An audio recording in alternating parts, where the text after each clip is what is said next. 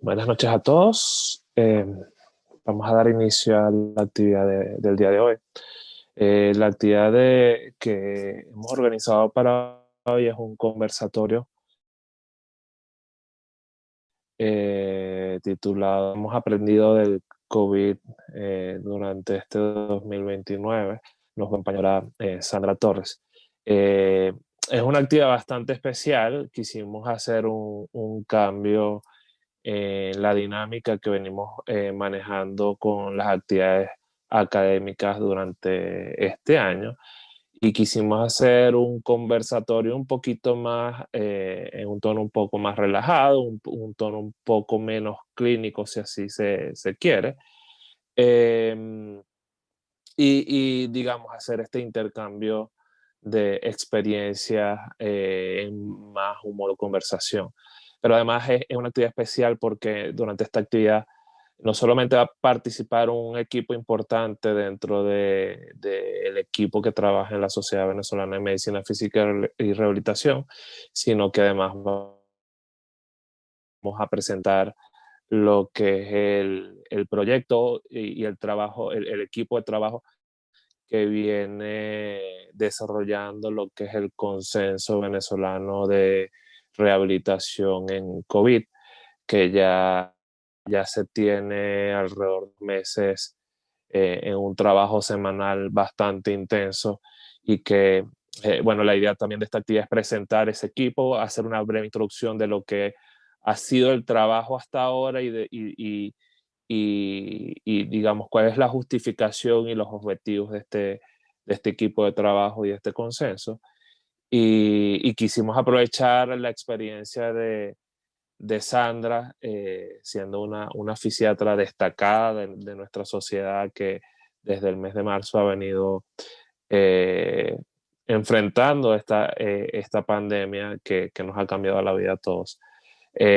Aprovechando esa experiencia, quisimos también hacer la presentación del trabajo que se viene haciendo con respecto a cómo debe entrar la rehabilitación y la medicina física y rehabilitación, o cuál es el aporte de nuestra especialidad en toda esta circunstancia. Eh, Antes que nada voy a presentar a nuestra querida Sandra, que creo que no necesita presentación, es más que no solamente conocida, querida, sino que bastante popular dentro de nuestra sociedad. Ella viene trabajando, ella migró hace ya un tiempo a Ecuador y viene trabajando y está al frente de un servicio de rehabilitación en un hospital en Ecuador.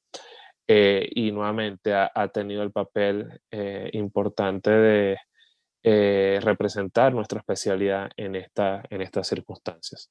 Pero además quisiera presentar al equipo de trabajo del Consenso Venezolano de Rehabilitación en COVID-19, un equipo de trabajo dirigido por la doctora Berta Utrera, da su perfil y su gran experiencia en rehabilitación respiratoria, además de la doctora Lourdes Ortega, la doctora Alia Domínguez como secretaria académica de nuestra sociedad, la doctora Marjorie Bustamante, también miembro de la Junta Directiva de la Sociedad, la doctora Débora Rosenberg, una de las baterías inagotables de todas las actividades académicas que hemos venido desarrollando, y bueno, y este servidor que también ha hecho un pequeñito aporte en el trabajo del consenso.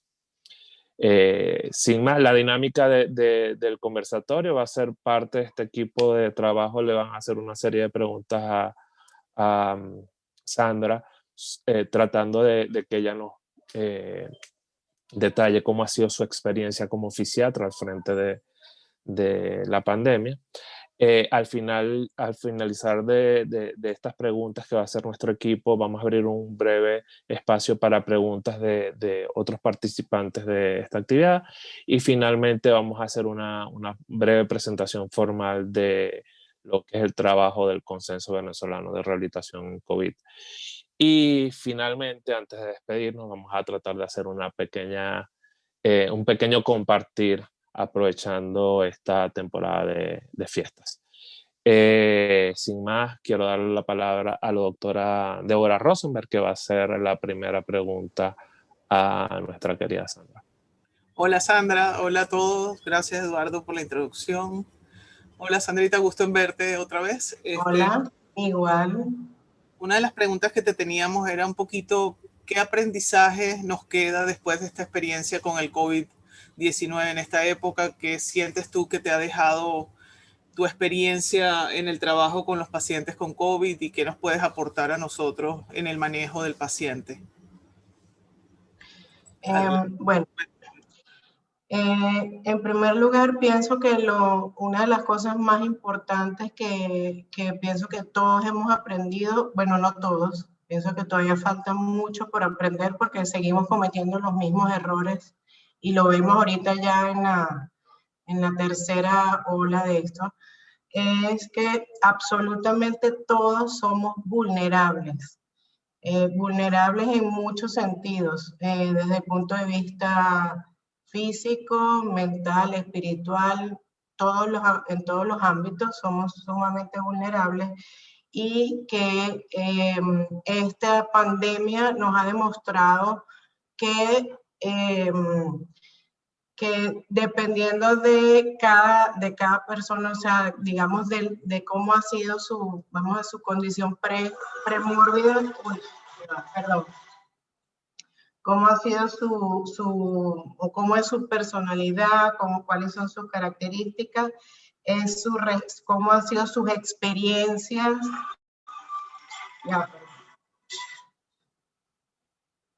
Cómo han sido sus experiencias en cuanto a las enfermedades.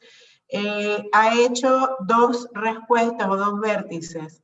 La gente, que en la mayoría de los casos ha sido sumamente dañino porque lo que ha resaltado es muchos de los aspectos negativos del ser humano. Lamentablemente mucho miedo, mucho temor, poco pues trabajo en equipo.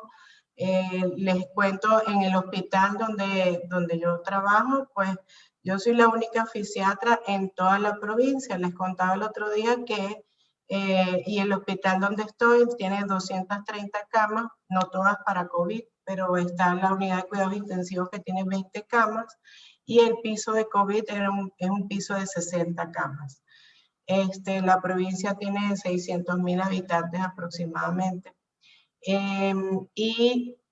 Prácticamente yo soy la fisiatra de la provincia completa y tenemos en el hospital solamente 2 fisioterapeutas, de los cuales una nunca quiso entrar a ver los pacientes COVID por el temor a contagiarse, por el miedo, pero bueno, obviamente ahí hubo muchos conflictos porque aunque según la Organización Mundial de la Salud y según los lineamientos a nivel mundial, el personal de salud al que se le indica, inclusive lo vimos en España, en otros países, personal que no estaba al frente de una emergencia, al frente de esto, pues también iba al triaje respiratorio, también iba a atender pacientes COVID por la gran demanda que estos pacientes pues representaron y representan todavía. Entonces, una de las cosas que yo aprendí es que absolutamente todos somos vulnerables, que hay muchísimo miedo, aún después de conocer, el miedo aún conociendo cuáles son las características del virus, cuál es la fisiopatología, cuáles son los momentos de contagio. Aún conociéndolo, la gente sigue teniendo miedo y no son bien manejadas las informaciones. Eso es otro problema.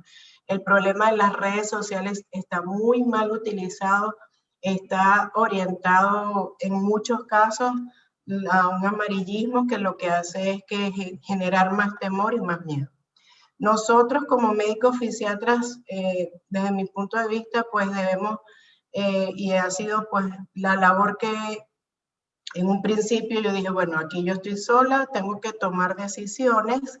No tenía ninguna orientación porque en realidad aquí la rehabilitación está como en los años 80 de Venezuela, más o menos un poco más. Entonces nadie me da alineamientos, nadie da pautas, cuándo ver un paciente, cuándo no verlo, sino que yo soy la que tengo que tomar las decisiones, yo soy la que voy pasando cómo se va haciendo, cuál es la dinámica, a qué pacientes veo y a cuáles no veo. Porque la rehabilitación está muy subutilizada, ¿ok? Entonces no se sabe todos los alcances, solamente cuando le afecta a las autoridades es que piden la cita por rehabilitación. Eso ha cambiado porque por supuesto ya yo tengo 3 años acá y ahora con el COVID mucho más porque se vio la importancia de la intervención del médico fisiatra y del equipo en los pacientes con esta enfermedad que entre otros aspectos afecta prácticamente a todos los sistemas o puede afectar a todos los sistemas. Entonces afecta desde el punto de vista musculoesquelético, neurológico, la parte cardiorrespiratoria, por supuesto. O sea, todas las esferas, todos los sistemas afecta el virus.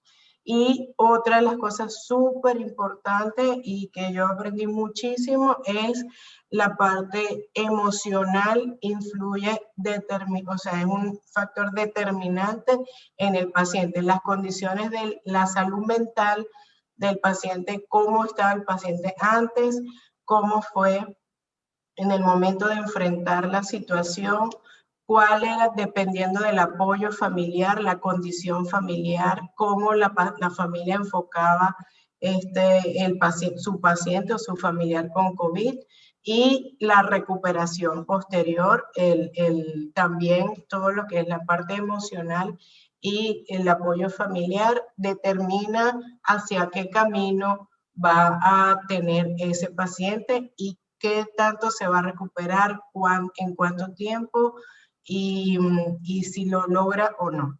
Y he visto, por supuesto, todas las esferas, o sea, todas las formas, ¿no? Hay familias de familias, hay pacientes de pacientes. Entonces, pienso que la educación, que para mí es fundamental en todo, es uno de nuestros papeles.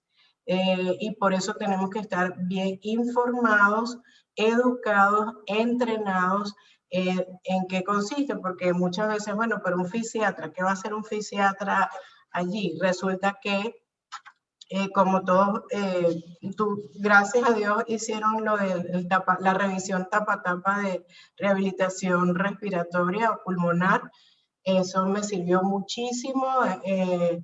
Y fíjense que la respiración es la base de la vida.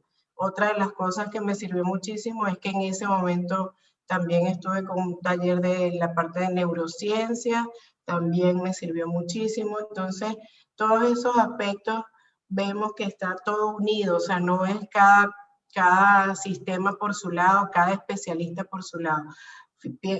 Pienso que los fisiatras somos la conexión o el nexo entre diferentes especialidades y son los que realmente tienen una visión más global para estos pacientes que tienen, como les digo, una afectación multisistémica. Yeah. Buenas noches. ¿Aló, me escuchas, Sandra? Sí, sí. Buenas noches a todos. Buenas noches, Sandra. Buenas noches. Felices de saludarte. Queríamos, en ese orden de ideas, que nos hablaras del equipo multidisciplinario, ¿ok? Nos hablaras del equipo multidisciplinario y cómo un médico fisiatra enfrenta la condición del paciente. Tuvimos la experiencia recientemente también de compartir con un colega brasilero y una de las cosas que él decía, nos decía, es que de entrada lo invadió mucho el temor de fallar como médico especialista, ¿ok? Porque hacía muchísimo tiempo no confrontaba o no se enfrentaba a situaciones a las que como rehabilitadores tenemos bastante tiempo que no manejamos las situaciones de manejo de paciente en terapia intensiva. Eso se nos hace lejano en la medida que nosotros nos vamos súper especializando, ¿verdad? Tú justamente nos estás diciendo que no, que primero somos médicos. Entonces, háblanos de nosotros como especialistas y dentro del equipo multidisciplinar. Bueno, eso pues, es así, pero, o sea, que se ve lejano, pero en mi caso particularmente, yo desde que estoy aquí, yo ingreso a terapia intensiva cada vez que me solicitan una interconsulta. O sea, que ya tengo, claro, cuando yo me vine a Venezuela, allá en algunas ocasiones entraba a terapia intensiva. En el Centro Médico Centro de la Trinidad nosotros ingresamos cuando también se nos solicitaba la interconsulta. Y aquí desde el principio también he ingresado a la terapia intensiva y se atiende al paciente igual que como se solicita en cualquiera de los otros servicios. Por lo que entrar a un servicio de cuidados intensivos no es ajeno en el caso mío. Realmente el equipo multidisciplinario, la diferencia obviamente es que estamos en una situación bien particular porque es un virus pues sumamente contagioso, lo que ya sabemos. Sí cambió la dinámica. Para uno ingresar, por supuesto, había todo una serie, o sea, una preparación tanto para ingresar como para egresar. El equipo, los intensivistas que están aquí en la unidad, tengo muy buena relación y antes de la pandemia ya habíamos hecho, digamos, una conexión de cuándo era necesario el paciente requerir la parte de rehabilitación y cada vez en los 2 años previos pues se le iba dando más importancia, digamos porque yo daba pues con charlas, conferencias, el paciente por ejemplo ahí ingresa cualquier paciente, hay lesionados medulares, pacientes con enfermedad cerebrovascular muchísimo, entonces es algo que ya se venía trabajando y eso pienso que dio como un camino pues más fácil para este momento.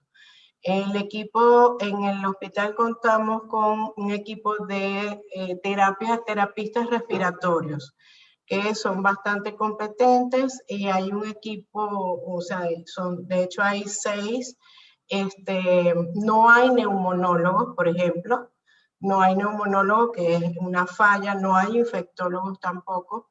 Es una provincia en la que aquí en Ecuador hay mucho déficit de especialistas. Tampoco hay nada más, tenemos la parte de los fisioterapeutas, los terapeutas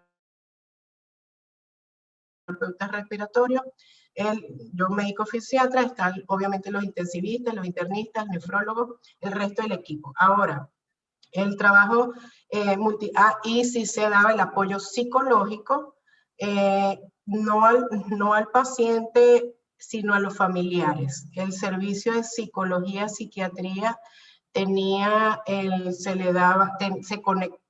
se comunicaba con los familiares para dar ese apoyo. Entonces, estaba el servicio de psiquiatría, psicología, el servicio del equipo de terapia respiratoria y la parte de, yo como médico fisiatra, en la parte de la rehabilitación motora. Ese es el equipo. Aquí hay un neurólogo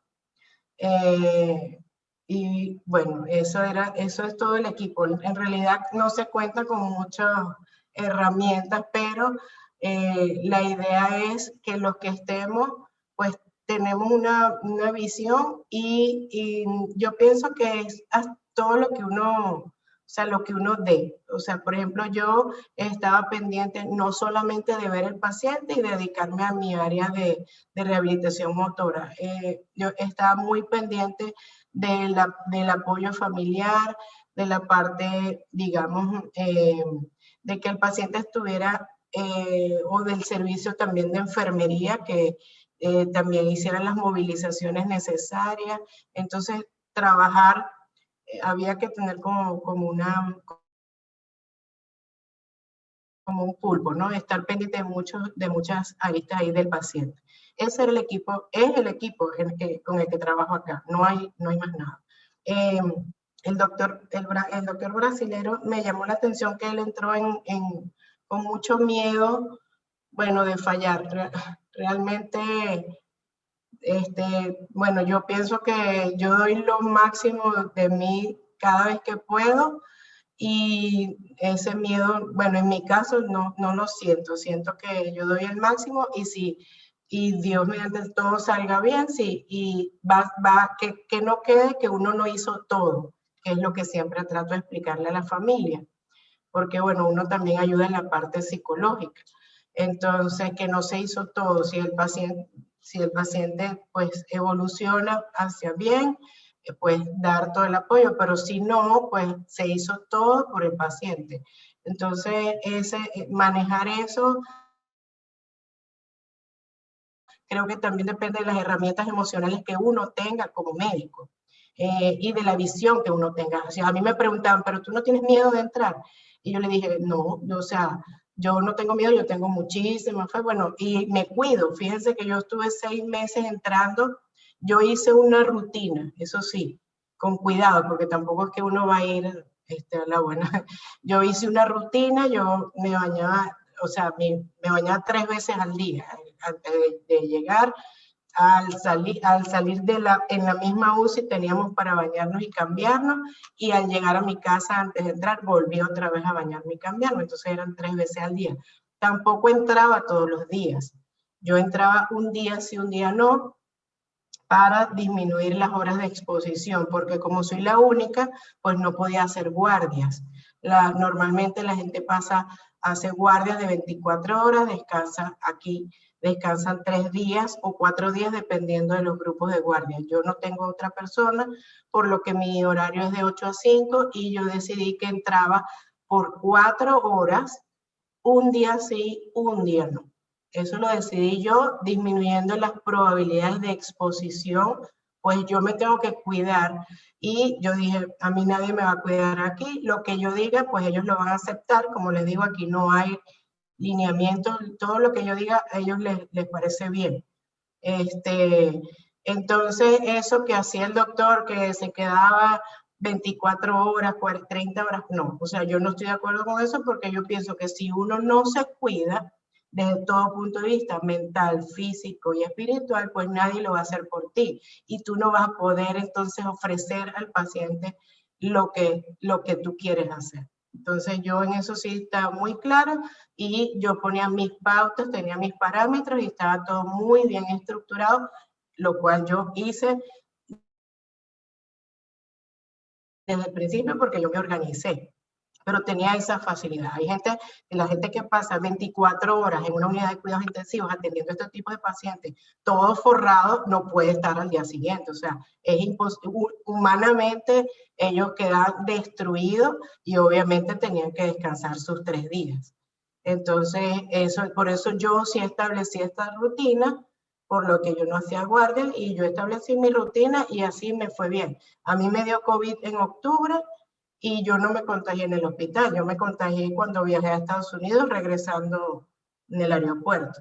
Entonces, no, en los 6 meses que entré, no me contagié nunca, ni me sentí mal, ni nada. Pero bueno, sí meditaba todos los días. Hacía ejercicio también, eso también.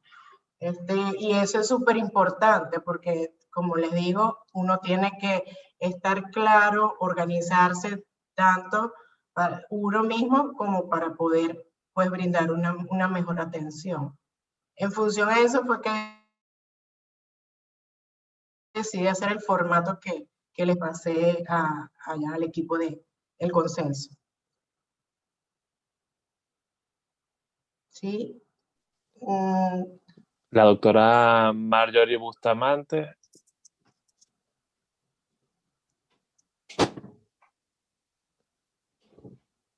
Bueno, creo que tiene un problema técnico. Yo te quería hacer una pregunta.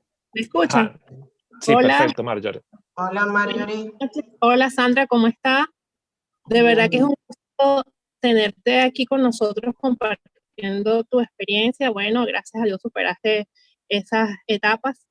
Quería preguntarte, ¿cuál crees tú que es el enfoque o cómo tú manejas la evaluación de los pacientes cuando están en UCI, desde el punto de vista fisiátrico? Ok, fíjense, para eso justamente, en vista de que no había un parámetro, o sea, un formato de evaluación del médico, del paciente con COVID desde el punto de vista, obviamente, de nuestra especialidad. Entonces, y eso generó mucho... Ay, ¿me escuchan? Va a poner el formato. Eso generó mucho desorden en el hospital. Me imagino que habrá pasado en otros lados por desconocimiento, obviamente. Generó mucho desorden de cuándo yo debía intervenir a un paciente y cuándo no. Y de hecho, ¿sí me estás escuchando? Sí, adelante, Sandrita.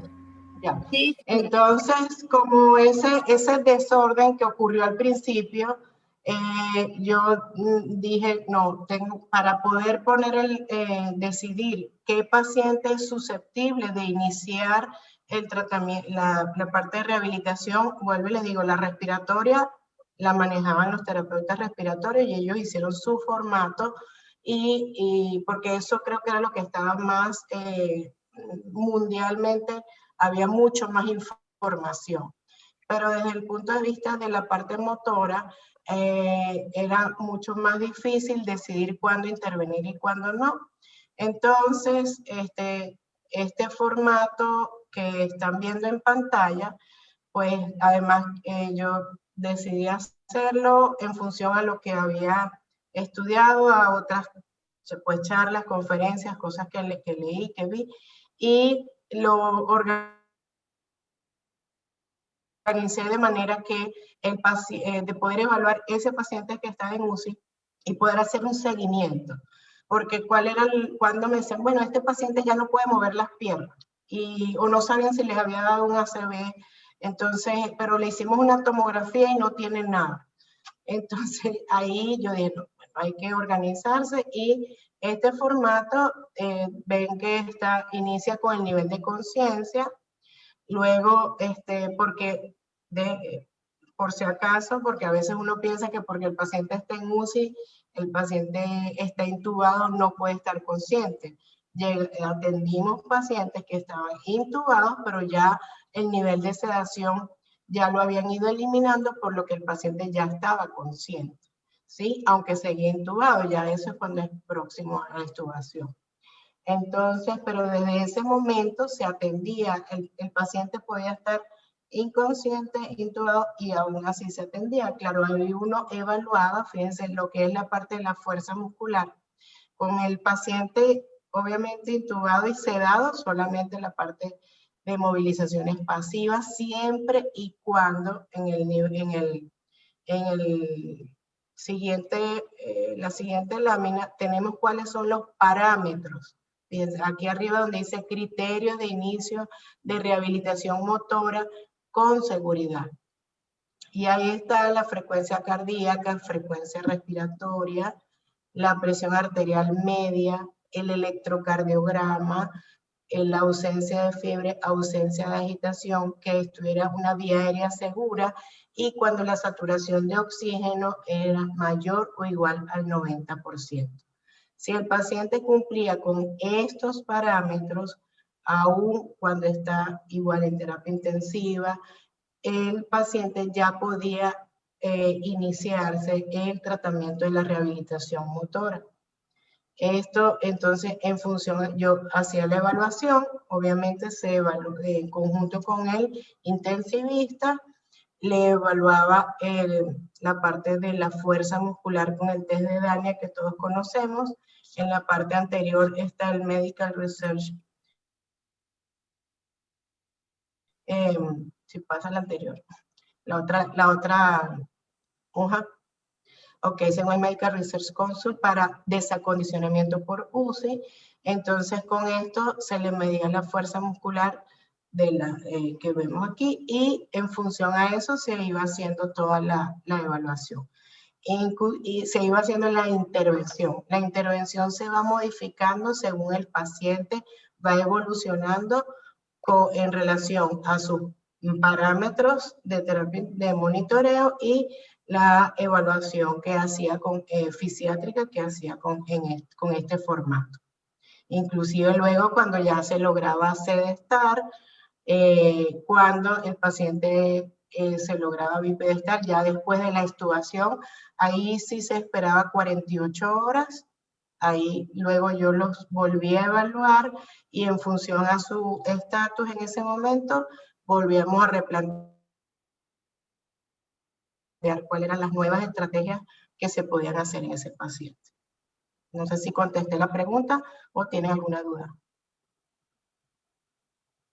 No, está muy clara, Sandra, muchas gracias. En esta hoja están las pautas del tratamiento rehabilitador, las intervenciones.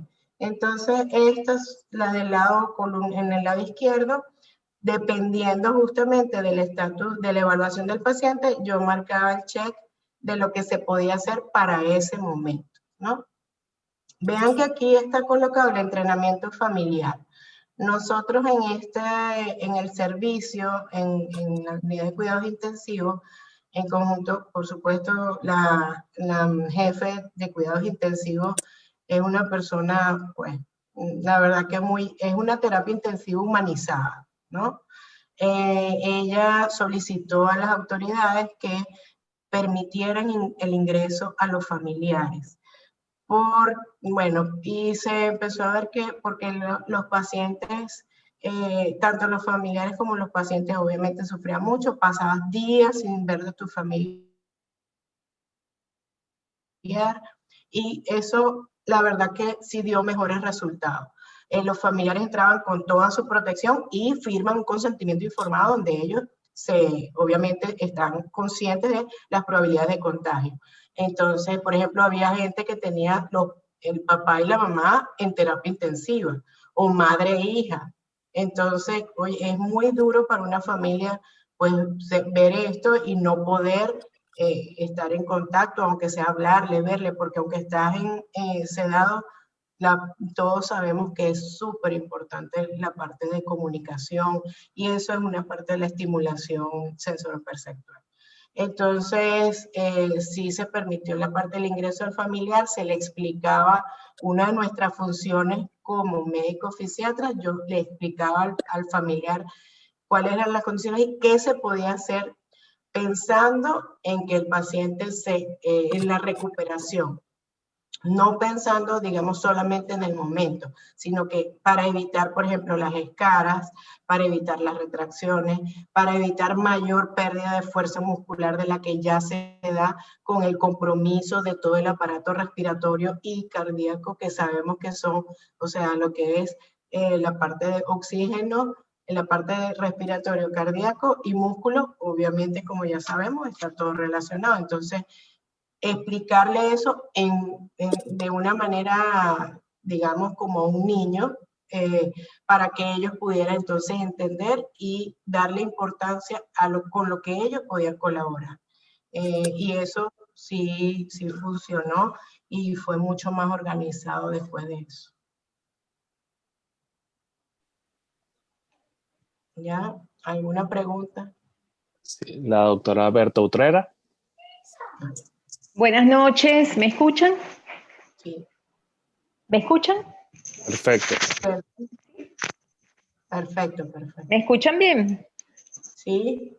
Okay. Sí. Buenas noches, Sandra, gracias por acompañarnos y comunicarnos tu amplísima experiencia y muy valiosa. Buenas noches a todos los que nos acompañan y en especial al doctor Abo, que lo saludé a medias porque se me fue el audio al comienzo.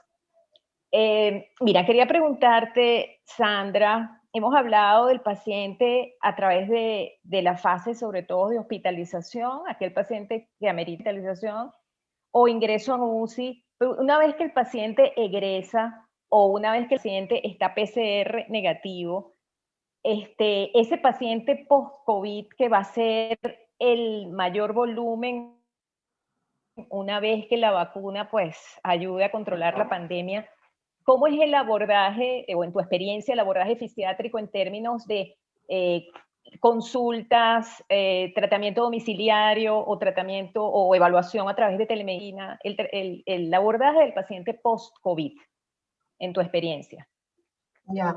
El paciente cuando egresa, se le hizo a los pacientes cuando egresaban, por lo menos a los que yo había visto, porque no vi a todos, pero a los que yo he visto se les hacía un seguimiento desde el punto de vista de la rehabilitación motora, todo por el teléfono. Todo era desde en su casa, por videollamadas.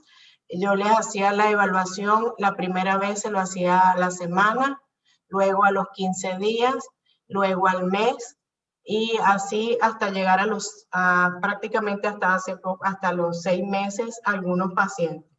Entonces, lo que hacía era por videollamada, les hacía la evaluación con los mismos familiares y en función a la evaluación de lo que habían logrado hasta ese momento, yo misma le filmaba videos, la fisioterapeuta y yo hacíamos algunos videos y se los pasábamos por el teléfono, y así es como íbamos evolucionando, porque además aquí hay muchos pacientes con cero recursos, muchos pacientes que son de campo, y entonces con vendas elásticas en lugar de ligas de Teraban, por ejemplo, se le compraban el Triflo. Ellos también se les hacía el seguimiento desde el hospital. Hay una líder o una jefa de lo que es la parte de terapia respiratoria, y ella también hacía el seguimiento de la parte de los ejercicios respiratorios, y como les digo, la parte de psicología también les hacía un seguimiento. Entonces, los 3 servicios hacíamos seguimiento de los pacientes post-COVID, y cada quien lo iba llevando hasta que decidiera darle de alta.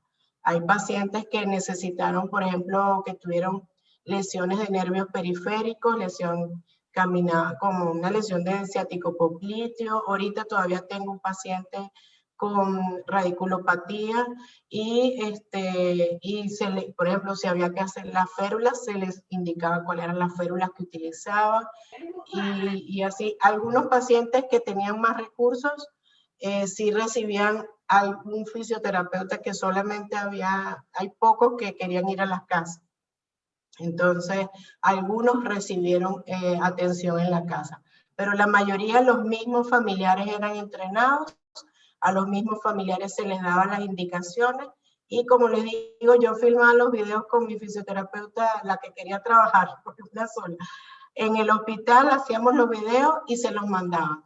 Y así fue que los pacientes fueron pues mejorando. Ajá. Sí. Gracias, Sandra. Una preguntita adicional mientras se prepara la próxima. ¿Ustedes usan en los pacientes hospitalizados el Triflo, las inspiraciones incentivas con Triflo con las 3 pelotitas? Porque el consenso chileno recomienda el volumétrico, que es vertical, mejor que el de las 3 pelotitas porque hay más riesgo de aerolización. ¿Ustedes usan cualquiera de los dos o hacen inspiraciones incentivas en Triflo? No, la indicación era utilizar el volumétrico, el que está por el consenso chileno, el volumétrico es el que estaba en la indicación al paciente. Pero conseguir el volumétrico aquí, a veces se agotaban rapidísimo y no había sino el de las 3 pelotitas. No, doctora, no consigo, lo poníamos a hacer con la botella, con el pitillo, pero no consigo. Entonces, como no conseguían, pues hacían con el de las 3 pelotitas, porque es el que conseguían, pero la indicación era con el volumétrico. Sí. Gracias, Sandra, un placer.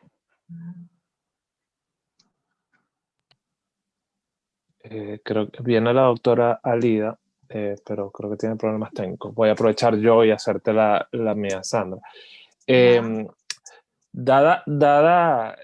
Yo siempre he dicho que bueno, toda crisis es oportunidad, y creo que esta crisis ha sido una gran oportunidad para nuestra especialidad, sobre todo porque creo que hemos demostrado que somos muchísimo más útiles en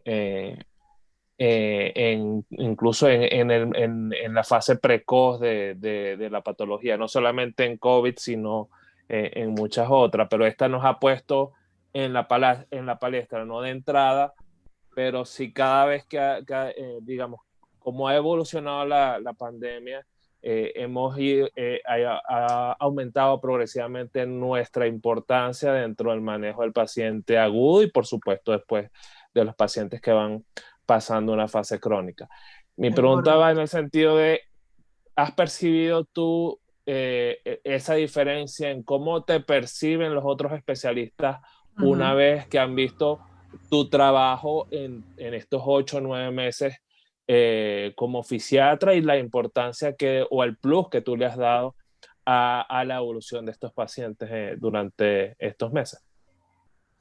Totalmente, totalmente. Yo, como les digo, venía haciendo un trabajo de hormiguita porque, bueno, hace 4 años el hospital está nuevo, o sea, es nuevo tiene 4 años nada más, pero anteriormente no había... Amor, ¿puedes bajar la presentación que te mandé para tu correo?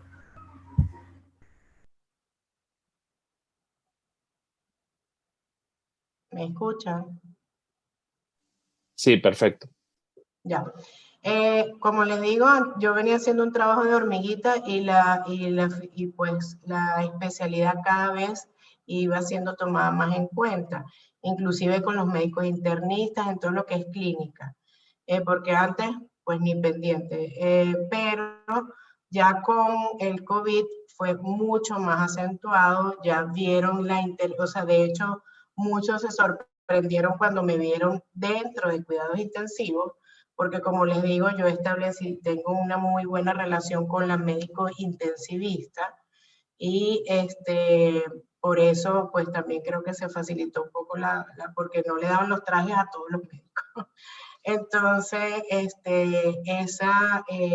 muchos médicos pues decían, de hecho, en la parte del piso COVID, que era dirigido por un médico internista, él al principio le preguntaban los residentes, porque ellos sí veían mi trabajo, y no, doctor, no hay que pedirle interconsulta con fisiatría, no, eso no hace falta. Pero después, en el transcurso de los meses, se dieron cuenta que sí era útil y los pacientes mejoraban y no era, o sea, no, obviamente ellos todos tienen que hacer su trabajo, pero la parte de la reincorporación a sus actividades de vida diaria en el transcurso de los meses era evidente, muy diferente cuando el paciente no ha recibido ningún tipo de atención desde el punto de vista de medicina física y rehabilitación. Entonces, sí se ha demostrado con este trabajo que es súper importante, ya está en el hospital, por lo menos está totalmente reconocido. Y obviamente yo creo que depende mucho de uno, ¿no? Porque yo también podía quedarme pues tranquila no hay consulta externa, no hubo consulta externa por 8 meses, recién se activó, y yo podía pues quedarme tranquila y ya, y no hacer nada porque pues a mí yo estaba igual en mi trabajo. Pero bueno, ya saben cómo son, entonces yo dije, no, hay que ir haciendo más, siempre uno tiene que ir como más allá de lo que puede hacer y siempre hay cosas por hacer, siempre hay cosas por hacer. Muchos especialistas y sobre todo aquí, que como les digo, no conocen el concepto de trabajo en equipo. No lo conocen.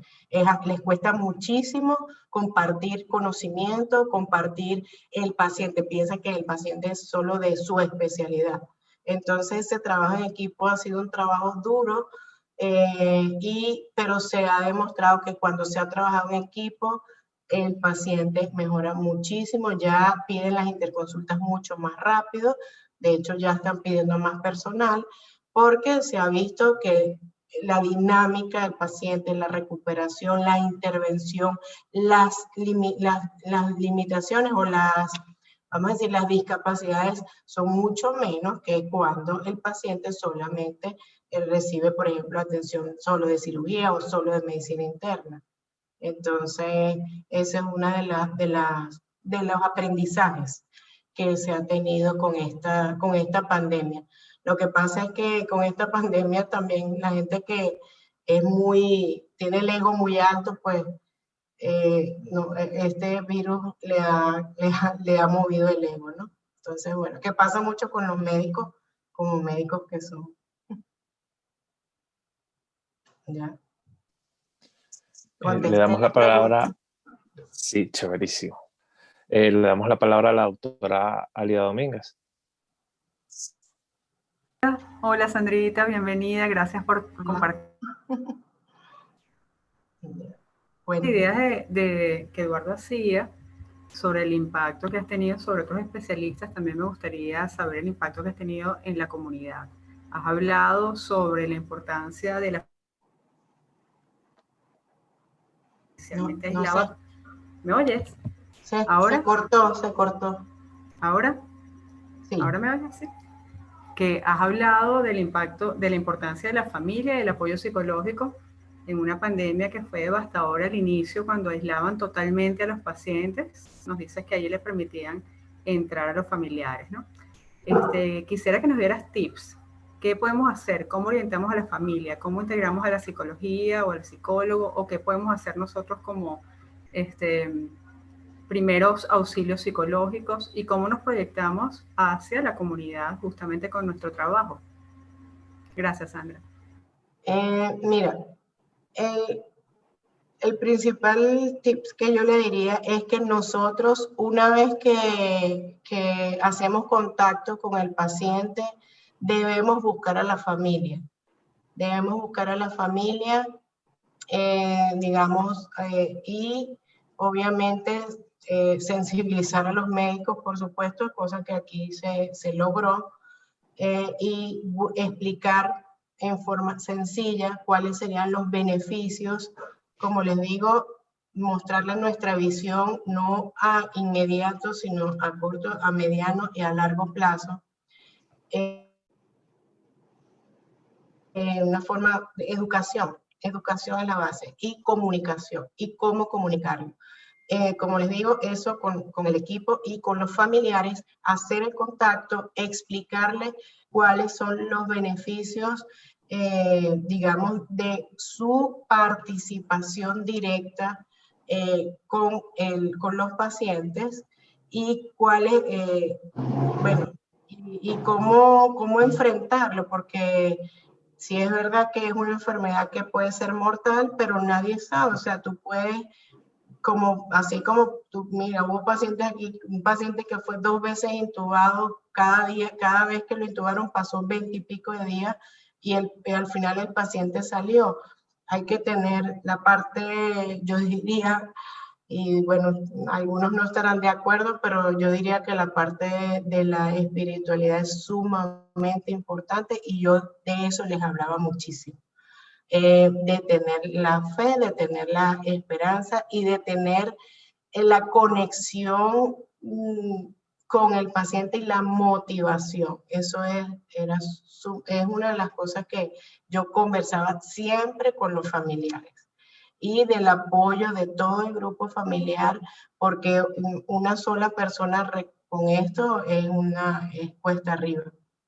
Les puedo decir ahorita, nosotros tenemos a mi cuñado en cuidados intensivos en Estados Unidos, en Houston, el hermano de José, de mi esposo, y una de las cosas que hacemos es que todos los días bueno, ya ahorita ya nos comunicamos, en Estados Unidos son súper herméticos, no dejan ver a los pacientes, obviamente no dejan pisar ni siquiera la entrada al hospital, pero ellos lo que han hecho es que llaman, y hoy le permitieron, una de las enfermeras le puso una tablet. Mi cuñado está inconsciente, está completamente sedado, está intubado y sedado, pero hoy le permitieron ponerle una tablet que la enfermera ya llamó a la esposa y permitió que la esposa le hablara, le cantara, le orara, le dijera que lo quería, todo, aunque él está inconsciente, no importa, pero se lo permitió.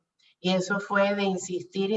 Nosotros como grupo familiar, les hablo, y esa es la intención, todos los días a las 5 de la tarde nos comunicamos, vemos en qué condiciones está, cuáles son los parámetros que tiene, bueno, y ahí vamos, poco a poco. ¿no? Entonces, pienso que eso es la comunicación, la educación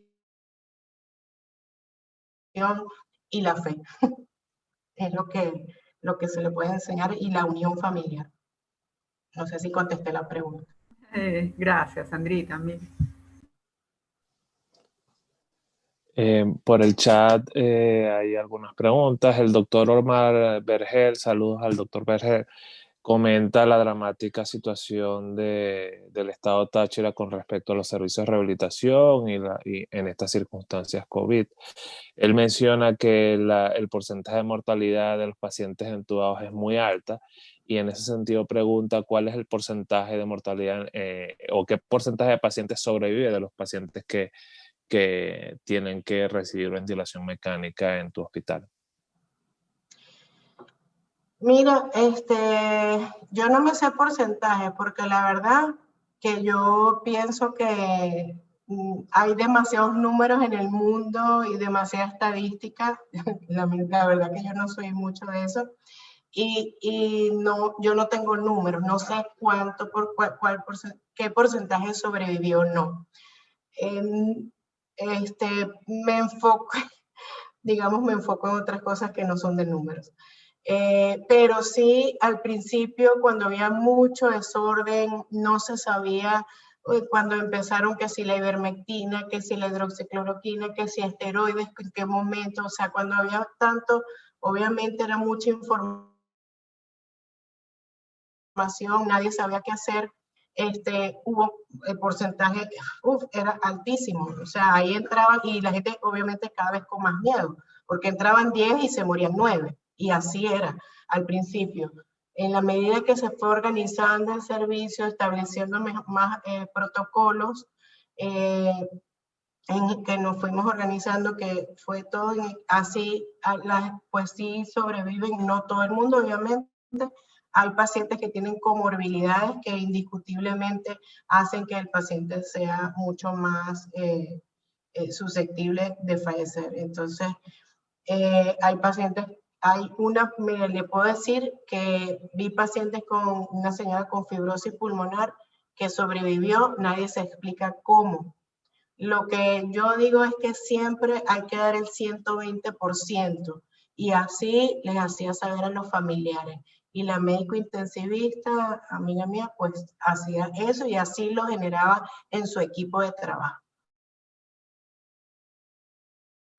De manera que si a ese paciente pues le tocaba sobrevivir, así pasaba. Pero de porcentaje, la verdad que yo no te sé decir, pero sí sé que al principio era horrible, después fue mejorando. También preguntan cuántas camas de UCI de COVID tenían disponibles, y plantean una duda que también a mí me surge cuando en primera instancia comentaste el ingreso de familiares a UCI.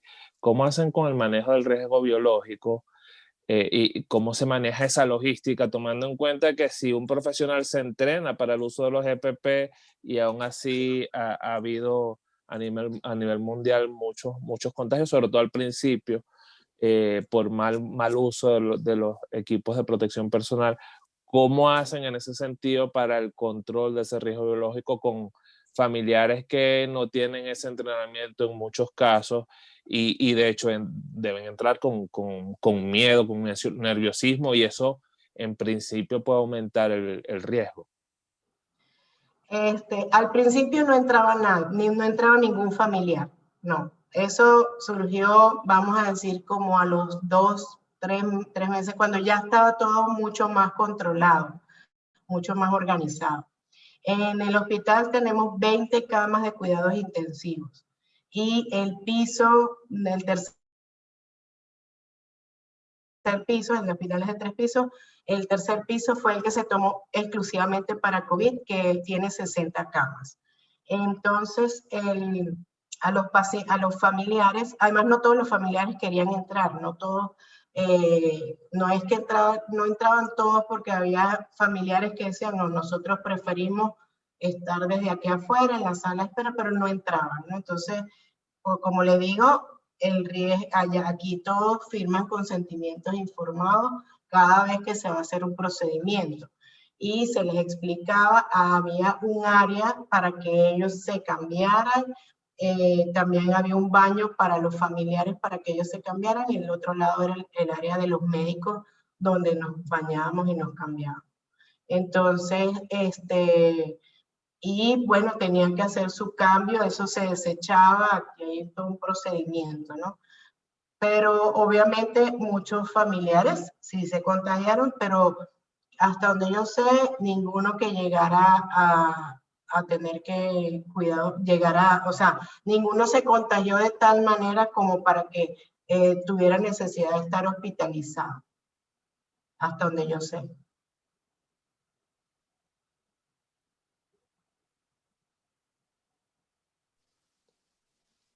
Chéverísimo. Si hay alguna otra pregunta, alguna participación, doctorado, quisiera comentar algo. No, realmente yo no puedo opinar mucho porque, como ustedes bien saben, he estado la mayor parte del tiempo fuera de la clínica. Desde que empezó la pandemia ya yo estaba fuera del país. No sé si alguno de los otros que están ahí tiene alguna experiencia que aportar. Yo creo que sería interesante escuchar otras versiones también de otras personas que hayan vivido algo de esta pandemia en carne propia o que lo hayan vivido en su actividad profesional. Yo prefiero darle la palabra a quienes sí han tenido la oportunidad de estar involucrados.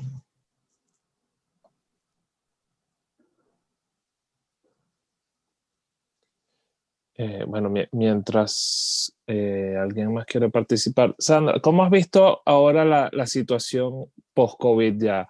Digamos, ¿qué tanta severidad has visto en cuanto a las secuelas o los que actualmente se llaman los pacientes con COVID prolongado o COVID persistente? ¿Cómo ha estado el flujo de ese tipo de pacientes en tu servicio de rehabilitación? Básicamente los pacientes, normalmente las secuelas que han tenido, tanto musculoesqueléticas como la parte neurológica, los pacientes luego de 6 meses ya han revertido por completo. O sea, hubo pacientes con Guillain-Barré y pacientes con neuropatías periféricas, con lesión de ciático popliteo, por ejemplo, caminaban con este PAS, ya están bien recuperados. Hay pocos pacientes después de 6 meses persisten con secuelas en realidad. La mayoría sí se ha recuperado por completo, recibiendo la atención desde el principio. Y el seguimiento ha sido aproximadamente por los 6 meses.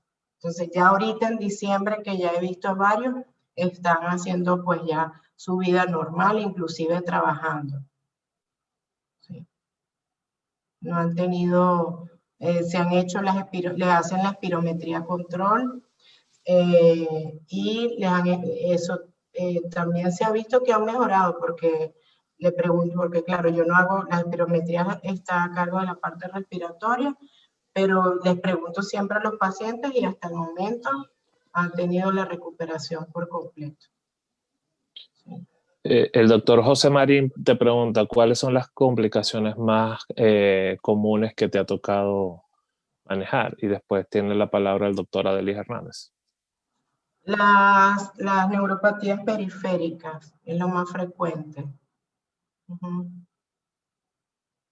Y la parte de la hipolimialgia, poliartralgia, pero en general la parte de las neuropatías.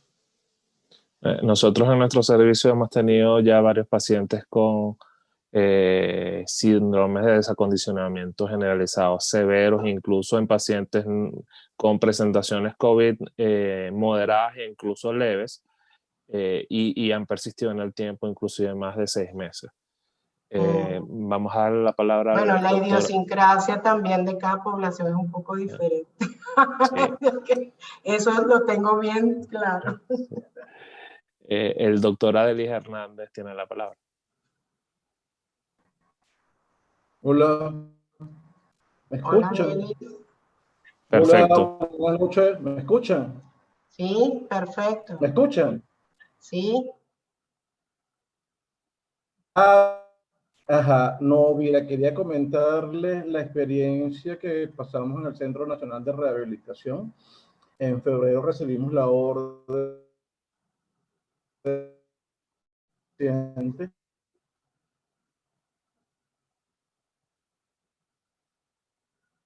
No se escucha, Delis. Sí, no, Bastante no. experiencia, porque recuerden que es un posgrado. Se cortó toda ¿Me la... escucha o No no? se escuchó nada. Se cortó toda la primera parte. Ajá. ¿Aló? ¿Ahora? ¿Sí me escucha de este lado? ¿Sí me escuchan? Ahorita te Ahora sí. escuchamos. Ok, muy bien. El hecho es que desde marzo el Centro Nacional de Rehabilitación, junto a sus residentes de posgrado de Medicina Física y Rehabilitación, entraron a atender pacientes COVID sin tener ninguna formación pues, en el tema de atender a este tipo de pacientes, porque recordemos que son residentes que están haciendo el posgrado de fisiatría. Fue muy duro, muy arduo estos 10 meses para estos muchachos y para mí también, pues obviamente que tuvimos que estar al frente y atender cualquier cantidad de pacientes que tuvimos. Los 4 pisos del centro se acondicionaron para hospitalizar pacientes que en algún comienzo fueron asintomáticos y luego posteriormente fueron pacientes con sintomatología leve, moderada. Tuvimos algunas muertes, tuvimos algunos contagios de residentes. Fueron 10 meses de un aprendizaje bastante duro, pero a Dios gracias, pues ya hemos salido de eso. Que fue una esmero enfrentarse a este tipo de pacientes. Las consultas externas estaban suspendidas, las fisioterapias también estaban suspendidas, los servicios de FT y TO también estuvieron suspendidos, o sea que el hospital solamente tuvo en manos de los médicos residentes del posgrado y nosotros éramos la parte obviamente de soporte, ¿no? Cuando hacía falta una interconsulta se le pedíamos al internista o al infectólogo del Pérez Carreño. Cuando alguien se nos complicaba, pues había que salir corriendo con ese paciente para llevarlo al Pérez Carreño. Y así más o menos, pues lidiamos estos 10 meses, ¿no? Pues ahora los médicos pilas, en el sentido de que ya algunos han precisado las secuelas que nos viene ahora este 2021, porque ahora es cuando vamos a ver todas las secuelas y todas las consecuencias de estos pacientes, porque no solo en la parte respiratoria, sino pues toda la parte musculoesquelética y neurológica, ¿no? Ya ellos se están organizando para revisar esas historias y comenzar a hacer investigación, sino que estos pacientes que deberíamos ahora en enero, cuando el centro reabra nuevamente sus puertas a lo que es el CER, lo que es el Centro Nacional de Rehabilitación, comenzar a tratarlo. Pero ha sido una experiencia para ellos, y me refiero a todos los años, pues residentes primero, segundo y tercer año.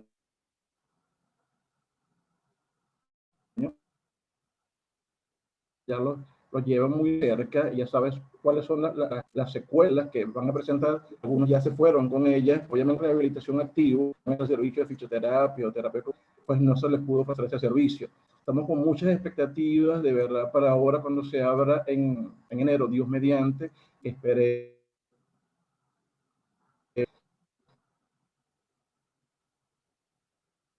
de rehabilitación del centro a estos pacientes que lo van a meditar. ¿Ok? Ese era pues mi comentario al respecto. ¿Sí? ¿Me escucharon? ¿Sí? Perfecto, Adelis. Muchas gracias. Adelis, ¿y cómo está la situación ahorita con respecto a nuevos ingresos, dado el repunte que se ha visto en muchos centros privados? Fíjate, nosotros desde hace un mes nos ha bajado enormemente el número de ingresos, al igual que el Pérez Carreño también, ¿ok? Atribuimos ese descenso en el número de ingresos comparado con los meses anteriores a que de verdad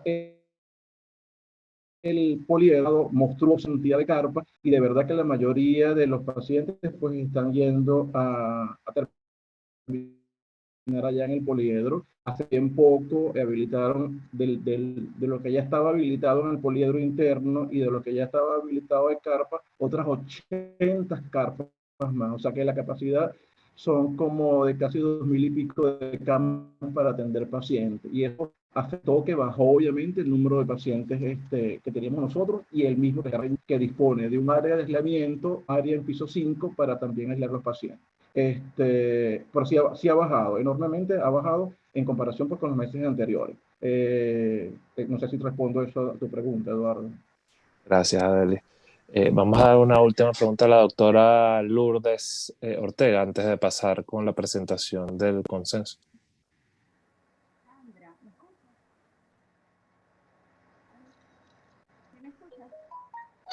Se escucha muy lejos, Lourdes.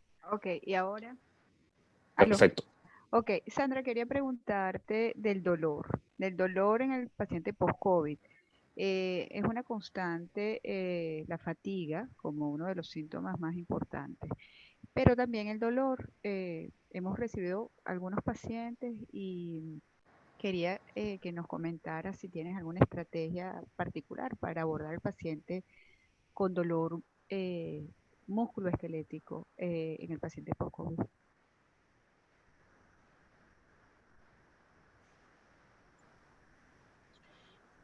En la mayoría de los pacientes el dolor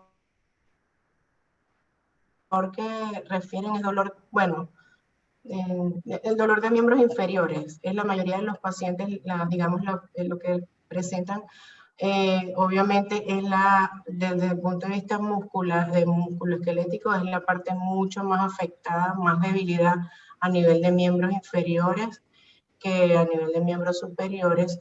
Y obviamente cuando intentan pues hacer las diferentes movilizaciones, al hacer el esfuerzo pues con una debilidad tan marcada, empieza la parte del dolor.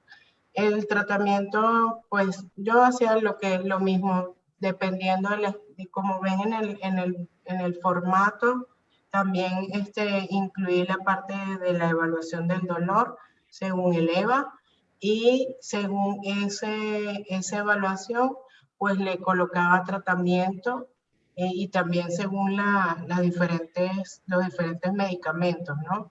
Aunque bueno, aquí no contamos con mucho, pero la parte de tramadol, paracetamol, es lo que trataba. Y con medios físicos, pero en realidad, dependiendo de la escala análoga visual, pues igual aplicada como en cualquier dolor musculoesquelético. Y ahorita ya en el post-COVID, ya en la propia unidad, que ahí sí contamos con otros recursos, pues sí utilizamos igual todos los medios físicos. Se me olvidó comentarles que sí utilizamos la parte de, cuando es del post-COVID, la parte de la electroestimulación, por algunos trabajos que sí leí acerca de la efectividad de la electroestimulación, ya por la parte de debilidad, y ahí sí lo utilizamos en algunos pacientes en los que se podía, porque no tenemos muchos equipos, y sí bueno, o sea, había resultados, pero no cuantificados.